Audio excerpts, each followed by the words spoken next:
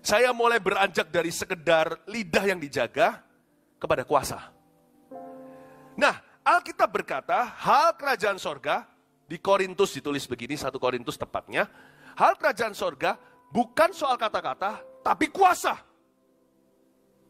Nah, kalau lidah kita sudah punya fondasi kebenaran, yang berikutnya terjadi adalah kuasa, saudara. Seperti yang saya katakan, firman itu menciptakan, firman itu mengubah.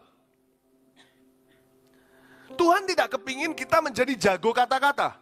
Tidak pernah ada di dalam DNA orang Kristen yang lahir baru, yang turut firman dan Yesus, yang akhirnya lidahnya hanya sekedar teori. Karena Markus 16 ayat 20 berkata, coba munculkan di depan sini saja dengan siapkan 1 Korintus tadi juga. Mereka pun pergilah memberitakan Injil ke segala penjuru. Ini bicara tentang kita, saudara. Bukan hanya dulu, ini sekarang sampai Tuhan datang. Dan Tuhan turut bekerja dan meneguhkan firman itu. Dengan kata lain, Tuhan meneguhkan mulut mereka dengan tanda-tanda yang menyertainya. Tanda orang Kristen yang mulutnya benar, gampang lihat buahnya. Kalau penyertaan Allah, mulutnya itu benar.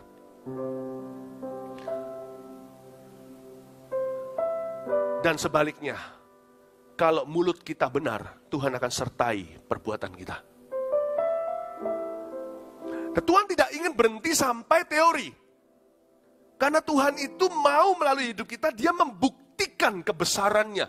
Di segala bidang yang kau tekuni, Tuhan mau memunculkan Anda. Saya senang sekali pada waktu, Anda masih ingat gak bisnis breakthrough? Yang ikut kan tahu.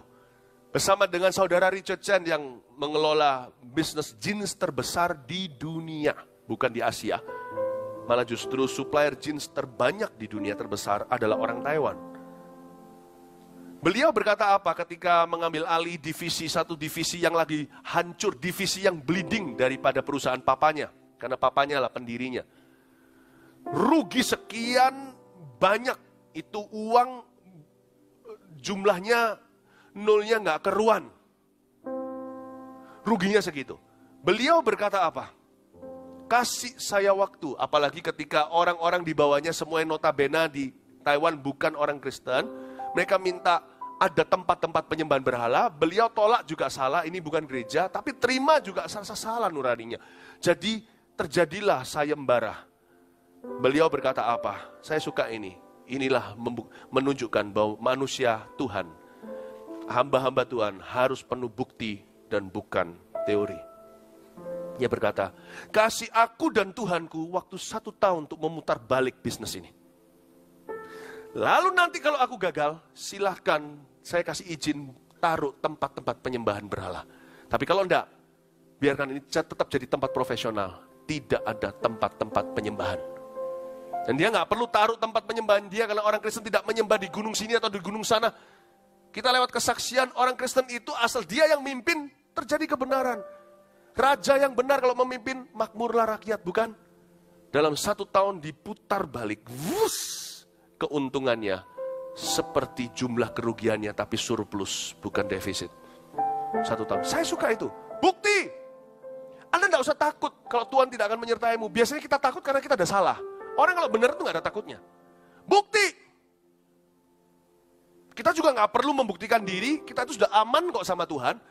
Tapi dalam bidang kita jangan takut taruh Tuhan di spotlight. Tuhan itu jauh lebih ganteng ketika ditaruh di spotlight.